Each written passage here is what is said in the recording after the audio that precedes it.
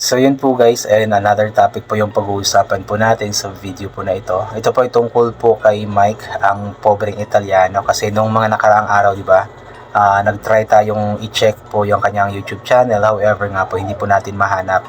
Hindi natin makita kasi nga po nasuspende po pala ito dahil nga po sa kanyang pag-live mag-isa. So alam po natin na may ano po talaga bawal kay YouTube po yung mag-live po ang isang minor po, since ano po ito, kumbaga protection din po nila sa mga bata, kaya nawala po bigla yung YouTube channel ni Mike. Pero nung nakaraang araw nag-post nga po si Mike na bumalik na nga po ang kanyang YouTube channel. So tinignan ko kaagad at ayun nga po, nakita ko nga po na bumalik na po talaga ang kanyang YouTube channel na pobreng Italiana. So hope na ituloy po natin yung pagsuporta po kay Mike, kasi para makatulong din po tayo sa kanya at sa kanyang pamilya, and hoping na si Mike po is laging makinig po sa mga tagubilin po ni Sir Paul sa kanya, especially pagdating po sa pag-vlog, since mas maalam nga po si Sir Paul pagdating sa pag-vlog. So kailangan itong sundin ni Mike para hindi na po maulit po yung suspension nga po ng kanyang YouTube channel. Pero masaya po tayo kasi nga po nabalik na, at sana tuloy-tuloy na rin po ang pag-vlog ni Mike. Pero since pasukan na nga po, so possible na medyo bibihira lamang po siya makapag-upload, kasi mas okay po yung, or mas mas dapat priority po niya na i-focus po ang kanyang pag-aaral. Pero marami pong mga nag-comment po sa akin dati na check ko daw po yung takbo ng YouTube channel ni Mike. However, hindi ko nga po siya ma-search sa kasalukuyan sa social blade, so hindi ko alam kung ano po yung ano po talaga yung overall na takbo ng kanyang YouTube channel. But then, ang sa ngayon na lamang po is tignan po natin yung kanyang, o yung views po ng kanyang mga videos na na-upload po sa kanyang YouTube channel, para may guide din po tayo.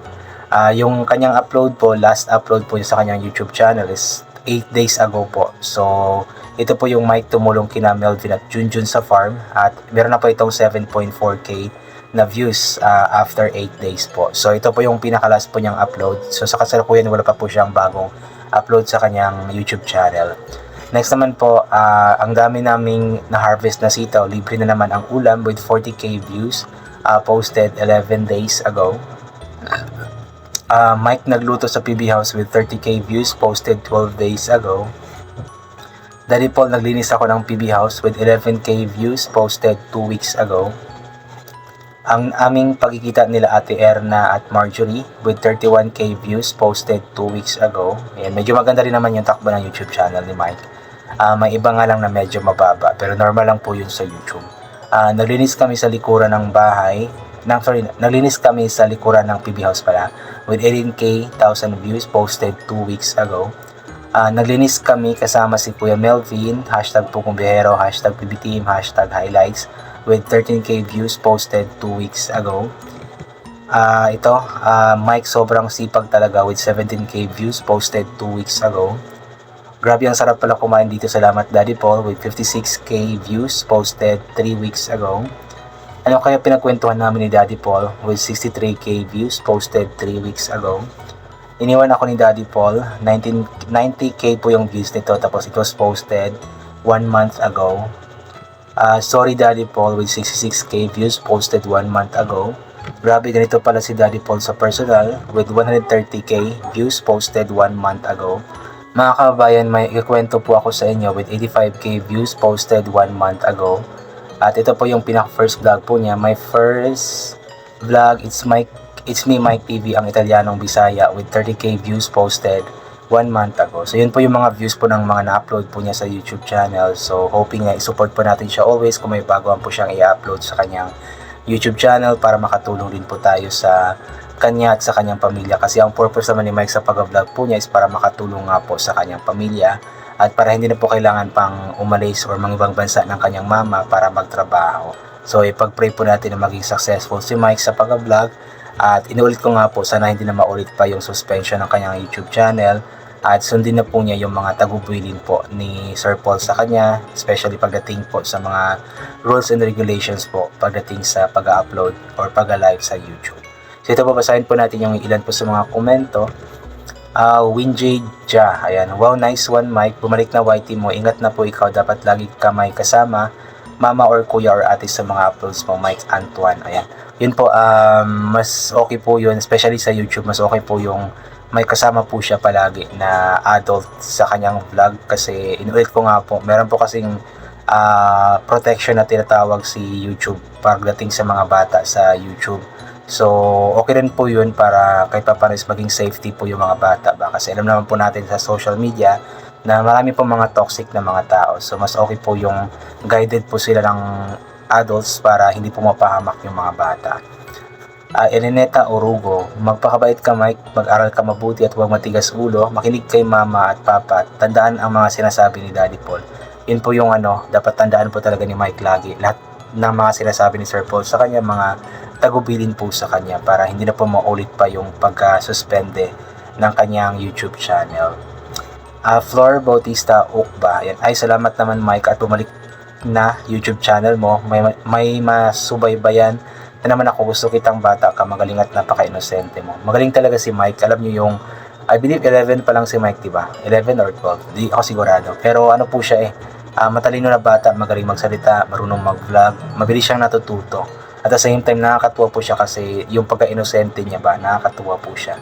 Kaya hoping na magtuloy-tuloy po itong pag-vlog po niya. Pero yun nga, mas priority po niya sa kasalukuyan dapat yung kanyang pag-aaral. Kasi yun po yung pinaka-importante sa lahat. Margarita Pronevo Cruz, ay mabuti kung okay na yung YT channel mo. Isama mo yung daddy mo dyan sa video mo nang di ka ma-restrict. At huwag mong kalilimutan lahat ng bilin at paalala ng Daddy Paul mo sa'yo. Mike, huwag kang magpaitim dyan sa paligid nyo. Ingat, God bless. Pagdating po sa mga foreigner like ni Mike, hindi po yan sila iitim kahit na magbilad po yan ng araw. Ano lamang po, kapag nabibilad yan sila sa araw is namumula lamang po yung mga balat po nila. Pero mga ilang araw is babalik din po sa kulay po nila na maputi po talaga. Ganun po yung yung balat po kasi ng mga foreigner. Unlike po sa atin na kapag nabilad sa araw, ay talagang mahirapan na pong bumalik pa sa dating kulay po natin. Talagang umiitim na po tayo. Luis Jane, thanks God, bumalik na. Kagabi nakita ko yung account mo sa YouTube. Yung una mong vlog, yun lang, the rest wala, pero profile mo sa account lang ko. More vlog Mike pagdating ng mama mo. Abangers me lagi sa post mo. Love you Mike. Ayan, ngayon po is okay na po yung kanyang YouTube channel totally. Ando na po yung mga old videos po niya, bumalik na po. But I'm not sure kung pagdating sa ads, kasi parang wala po ako nakitang ads sa mga videos na napanood ko recently. So baka meron pa pong problema pagdating sa ads or sa monetization. So hoping na maging maayos na rin para tuloy-tuloy na po yung kita ni Mike sa kanyang pag-vlog. Ofi ulit, Mike, ingat sa pag-vlog ha. Magtanong kung di mo alam kasi minor de edad ka pa. Ingat pati sa mga salita na gagamitin. Kailangan mo pa ang gabay, pero nakakatuwa kasi mapagmahal ka sa pamilya. God bless you, Marian. Yun po yung kailangan talaga i-guide muna si Mike kasi bata pa po. So marami pa pong mga hindi dapat ginagawa ng isang bata sa sa social media, especially sa mga words na ginagamit. So kailangan po talaga ng gabay ng ng magulang, ng adult po. Dolorosa Dibdib Balitaan. Hello Mike, ang pingi mong channel para ka magkapera katulad ng Daddy Paul. Nasahod para makatulong sa lahat ng bagay. Mike, aral ka mabuti kung ano ang bilin ng Daddy Paul sa'yo. Sundin mo lahat ha. Mike, mabait kang bata, ingat, God bless. Yun po yung dapat sundin po palagi ni Mike. Hindi lang yung mga sinasabi ni Sir Paul sa kanya, kundi yung mga sinasabi din po sa kanya ng kanyang mga magulang at ng mga taong nagmamahal po sa kanya. Belle Ebasco, thanks God, bumalik na YouTube channel mo, Mike Antoine.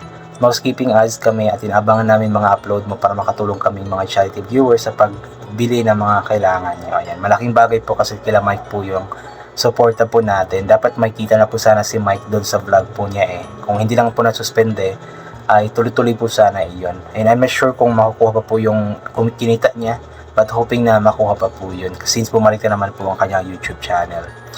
Ami Mendiola Iran, good morning Mike, tuloy-tuloy mo lang yan, balang araw makakamit mo din yung mga pangarap na bahayan iyong magulang. Lahat ng mga payo sa iyo ni Sir Paul, sundin, mag-aral ka ng mabuti, ingat ka lagi. Yun po, ipag-pray po natin na matupad nga po yung lahat ng mga pangarap ni Mike para sa kanyang pamilya, especially yung papatayuan daw po niya ng bahay ang kanyang pamilya para hindi na po kailangan nilang umupa ng bahay at maibsan na konti yung problema din po nila. So ito po, I think hanggang dito na lamang po. God bless and bye for now po.